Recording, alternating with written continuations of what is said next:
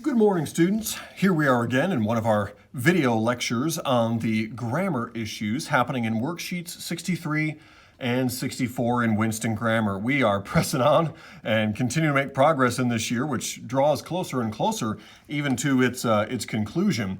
So let's keep our chins up and keep focused even here as we finish out. I think you'll be happy too because worksheets 63 and 64 are pretty simple and straightforward in the concepts they're introducing.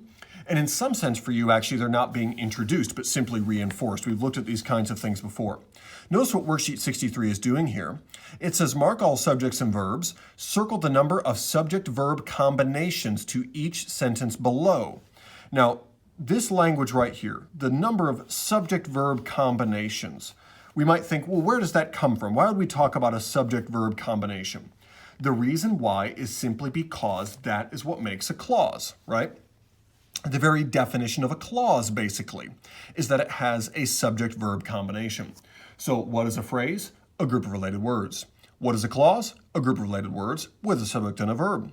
What is a sentence? A group of related words with a subject and a verb. That expresses a complete thought, okay? So you can have multiple subject-verb combinations, multiple clauses, within the same expression of a complete thought, which is a sentence, okay? So here, of course, we're talking about a verb that is a finite verb in this sense. It carries tense. So that is different than these verbs that we've seen, for example, in the infinitive last week and things like that. It's not a verbal, it's not a verbal adjective, like a participle or a gerund, which is a verbal noun. Or it's not a verbal noun like an infinitive, okay? So that is what we're looking at here in these worksheets. So we're circling the number of combinations in each sentence. So Bill will lock the door. So what's the verb? Will lock. Of course, this one here is excuse me here, I'm working on my camera. Will lock is the verb phrase, the group of related words that combines to make the total verb meaning. Lock is the main verb. Will is a helping verb, which is helping lock to mean future. But of course, the actual dictionary meaning here that is painting a picture in your mind is the meaning of lock. That's the main verb. Who or what will lock? Bill will lock. So Bill is a subject noun. That, do you see then, is one subject noun combination, or excuse me, subject verb combination. Of course, down here, we've got an article adjective, and we have here the direct object of the action of locking. But of course, it's not a subject, and there's no other verb combination or anything like that. So the answer here quite clearly is 1. Okay, notice the verb have. Who or what have? We have, subject pronoun. There is only one subject-verb combination, okay? Simple enough. Now, I'm going to go ahead and point this out to you in number 3. Promised, okay? We promised. Notice how the exact same word, in the sense of the exact same spelling, could be used as a past participle functioning as an adjective. The promised money came on time. The promised money came on time. Promised also can be the simple past tense of the verb promise, okay? I promise money to you. In the past tense, I promised money to you. And so we have to test it, do you see? Like so many other things that you're seeing here in Winston Grammar, you have to test for function.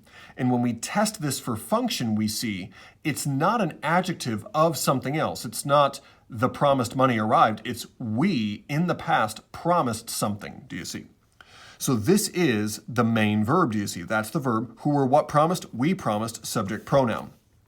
Now they are throwing in this as a little bit of a test for you, okay? It's not a subject-verb combination because this is not a finite verb. That is, it's not showing time. It's not the center of a clause. Whether an independent clause or a dependent clause, it's not the center of a clause. In fact, here it is simply, I'll go ahead and, though normally here, parentheses are used for prepositional phrases, I'll use it here for the infinitive phrase. And actually, it is in the infinitive phrase, which is from a noun here, and the whole infinitive phrase functions as the direct object which was promised. Okay, there is modifying as an adverb the verbal noun to be, right? Because to be is a verbal noun, it can do the things that nouns do and do the things that verbs do, or in this case, have done to it the things that verbs have done to them, which is being modified by an adverb like there. So we promised, what did we promise? To be there. To be there. Okay, that's what we promised in that particular case. So I want you to see here that something like running, for example, that is not part of a subject-verb combination if it's something like running is hard, okay? Here is the verb. It's a linking verb. Running is a gerund, a verbal noun, which is functioning as the subject, SN for subject noun. Now, if I do running is hard, comma, but I like it, okay? Now we have a subject noun and a linking verb here. Like, here is an action verb. It's the main verb right here. And I is a subject pronoun of that. The comma plus conjunction has kept the sentence going. So we have one clause here and one clause here for a total of two clauses, two subject-verb combinations in the sentence in what I just wrote out here. So I want you to see those differences. Now, of course, on we promise to be here, to be there, excuse me, which is actually printed in the Winston Grammar text, of course, that is actually, that's actually one subject-verb combination.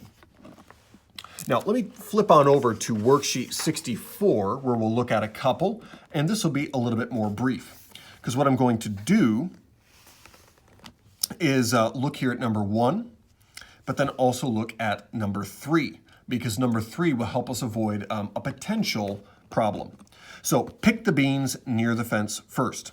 Now, what's curious about number 1, it's pretty straightforward here, but we've got you, right? The implied you is the subject pronoun because the verb pick is imperative. It is a command. So you pick the beans, that's just the direct object, near the fence first. This is a way, actually, of including here as an ellipsis, really, that are near. They were quite nasty to you. I'm not exactly sure why Winston Grammar gave you this one, but they threw you a curveball right here, okay? In English, we have many constructions that are called ellipticals, okay? It basically means that an English speaker and hearer can exchange the information without saying the words, right? You actually know that if I say to you, pick the beans near the fence first, I mean, pick the beans that are near the fence first, okay? So what's happening here actually is that are is a dependent clause, and this would be the subject pronoun, and this would be the linking verb of it. So they were very rude to you and nasty and mean and quite like jerks at the moment because they gave you such a tricky one there. But that is in fact two subject-verb combinations due to this elliptical. It is pick the beans that are near the fence first, okay? Now we will go on to number 3. Explored, all right, who or what explored? We explored.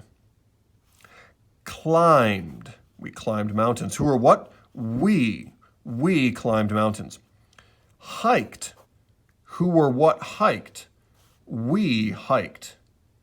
So do you see, this is the key here. This is a compound verb, but all of these verbs have the same subject. Therefore, it is only one clause, and it only counts as one combination.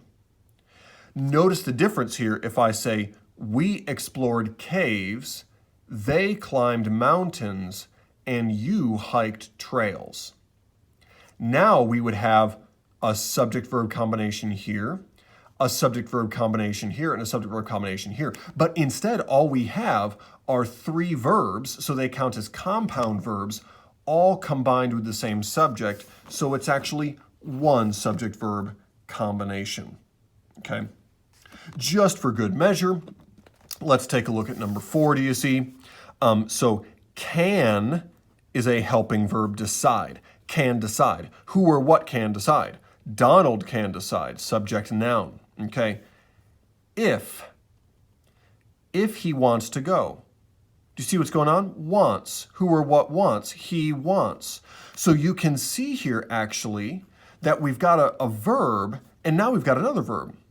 And this verb actually has another subject, and this verb has its own subject. It's not going back and relying on Donald, but there is if he. There's another subject pronoun here for wants, okay? So you can actually see that function taking place even if you don't know all the details that cause it to take place. You can see the function take place, and that is something that Winston Grammar has really emphasized for you in the last 10 worksheets or so. Emphasizing function. Look for this function. Is it functioning in that way? So decide functions like that verb and has a subject, Donald. Wants functions as a main verb here, a main verb of the clause, that is, and its subject is he.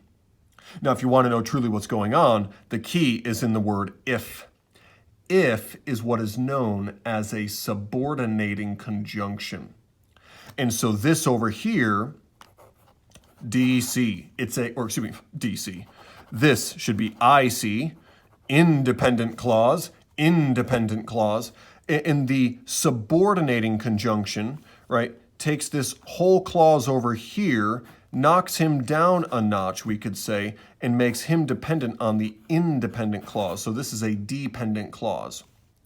But it's a clause. So there are two clauses in this sentence. One is independent and technically could be a sentence all by itself. Donald can't decide. The other one is still a clause. It has a subject and verb combination, but it could not actually be a sentence all by itself if he wants to go. If he wants to go. We couldn't just say that, right? If we got rid of the word if, technically it could be all by itself as an independent clause. He wants to go. But with the if, it's now subordinated, right?